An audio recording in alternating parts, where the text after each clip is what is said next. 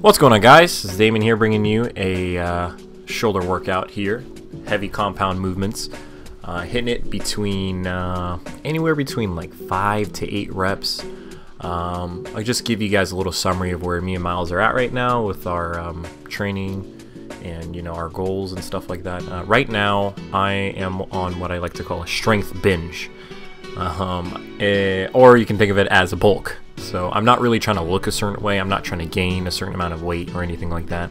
All I'm trying to do is get stronger. I've never really had that goal before.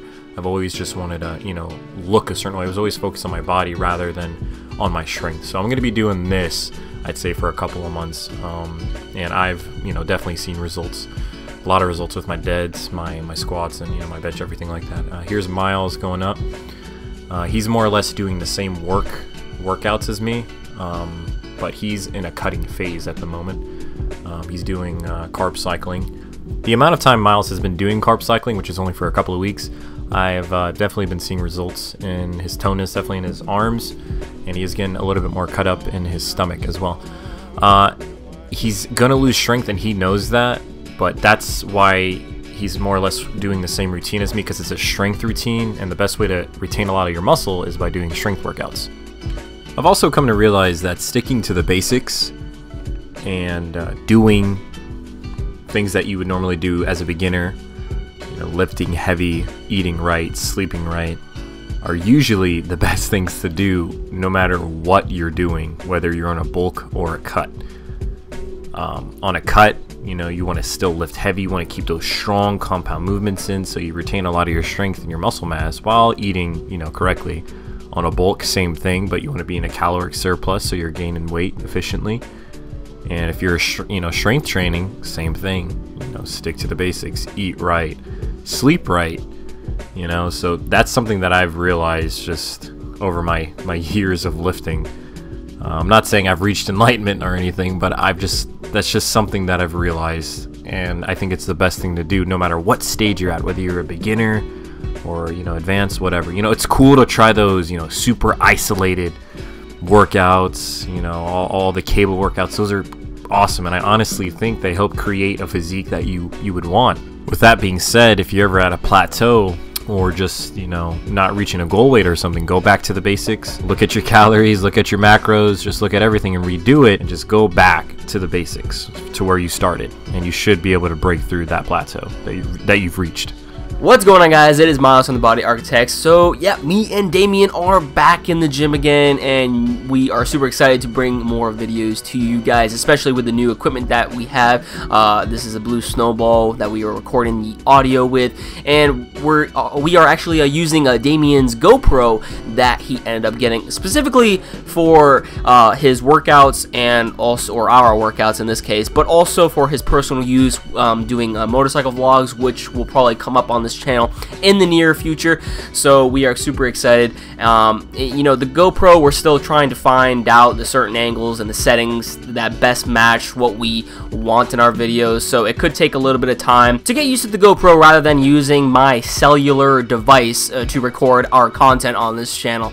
So yeah, with that out of the way, yeah, I would have to say that I have increased in strength in my workouts as well, specific ones like squats, for example. I can finally leg press 3 plates, which is 360 pounds right there. I think that is fucking phenomenal. Then we have squats. I've definitely increased on that. I've pretty much been increasing in everything, which I am really proud of, but definitely when it comes to this whole cutting thing, the whole carb cycling, it does pay a toll on you, because you see everything around in your house that has a lot of carbs, and it's like, man, I really want to eat this. And sometimes you might even sneak in a cheat meal here and there, but hey, at least I am trying my very best to keep my carbs at a minimum. One thing that me and Damien actually incorporate when we do our sets in the gym is we try to come up with goals, and that is something that I really think actually helps when you are trying to get the last rep in, or just trying to improve your strength. We try to head into the gym with confidence and actually try to do better than what we did the previous day, whether that is adding 5 pounds on a plate, 10 more pounds on a plate, or improving our overall form. It really does help you, and it helps, like, if you have a good mindset in the gym, if you have a good mindset walking in the gym, you will have a better workout experience rather than you are just going through the motions. So really, when you head into the gym, try to have a positive attitude and try to do better than what you did the previous day. Now, I notice whenever I do dumbbell or barbell shoulder press, when things start getting really heavy for me, I tend to arch out my lower back, unfortunately. That's obviously because my body's trying to compensate for the amount of weight that I'm trying to push up. Now, the only way I can actually get used to doing the weight, efficiently and properly without, arching my lower back is to really focus on my core, and to basically keep everything stabilized so I can effectively hit my shoulders with this workout. I personally believe when you do shoulder presses, dumbbell shoulder presses, it's going to be hitting a lot of the side delt. It's more or less like a full shoulder movement. It's obviously a compound movement, I would have to say. But for me, I like to kind of do like a mind-muscle connection with my side delts and really focus on the squeeze at the top of this movement. When I do that, I feel the burn way more in my shoulders, whether it be my side delt or my rear delt or my front delt. But as you can see here, Miles is kind of arching a little bit. When you arch your lower back and you start pushing from that arch, you're activating a lot of your front delt more than anything else, and that's going to turn into a problem. You might strain your front delt, you might hurt your lower back, worst case scenario, you might pinch a nerve, So I'm pretty sure everyone has arched their lower back just to compensate for the weight. I'm not going to say, I do it every once in a while. I tend to do it a lot, and that's a problem that I've recognized that needs to be fixed, because if not, my front delts are going to be fucked up all the time, and my shoulders are just going to be, in general, messed up. If your front delts are messed up, you know what else is messed up? Your fucking bench, because you incorporate, obviously, a lot of your front delt with your bench, so a lot of these movements lead into one another, and, if one thing goes wrong, if you're not paying attention to something, that as minor as, arching your lower back, then it's just going to lead to a whole bunch of problems that will affect all of your other workouts. Alright, so now we are heading into the next workout. We are doing seated rear delt flies. Right after this, we go up and pick up the 10-pound plates and do rear delt flies, just arching the back slightly and making sure that you get a nice contraction in your rear delts. Damien, you have anything to add to this, man? Yeah, man. Look how I move this camera. I say shoop, floop, and doop, bop, bop, bop, doop.